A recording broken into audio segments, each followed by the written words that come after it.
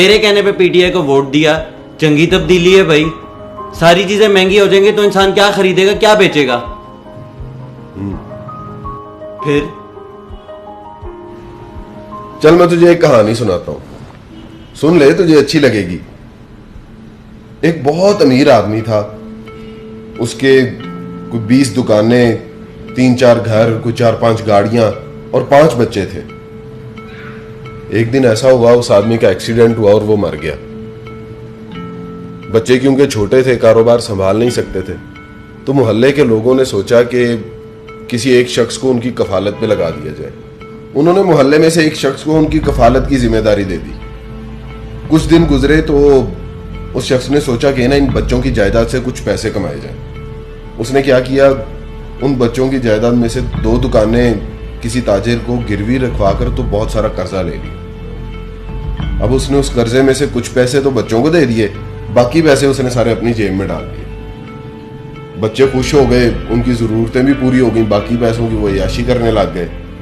इसी तरह उस शख्स ने उन बच्चों की सारी जायदाद थोड़ी थोड़ी करके मुख्तलिफ ताजरों को दी और बहुत सारा कर्जा ले लिया और उनका कोई मुकम्मल जराए आमदन भी नहीं बनाया।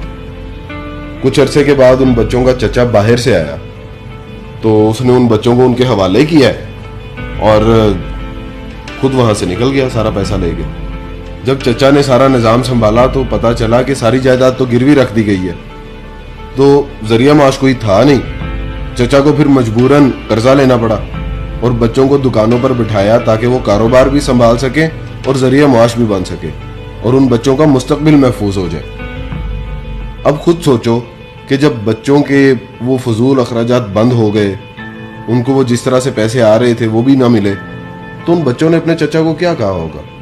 तो बच्चे तो कहेंगे तेरा बेड़ा गर्क हो, तेरा खाना खराब हो, तूने तो हमसे सब कुछ छीन लिया। वो तो उसे गालियां देंगे। यही इमरान खान के साथ हो रहा है। देखो, चीजों की कीमतें जरूर बढ़ रही हैं, हालात भी बहुत मुश्किल हो रहे हैं, लेकिन किसी को बुरा भला कहने से और गालियां देने से हकीकत बदल नहीं सकती। और हकीकत यही है कि ये हालात पिछली हुकूमतों की वजह से ही पैदा हुए हैं। ये हुकूमत इस मुल्क के लिए वो फैसले कर रही है जो मुश्किल ही नहीं बल्कि बहुत नागुज़िर हो चुके हैं। याद रखना, ये मुल्क हमारा घर है और अपने घर को बचाने के लिए और संभालने के लिए अपनों को ही कुर्बानियां देनी पड़ती हैं, इकट्ठे होकर चलना पड़ता है। और अगर हम सब साथ मिलकर चलेंगे तो इंशाअल्लाह जरूर बदलेगा पाकिस्तान।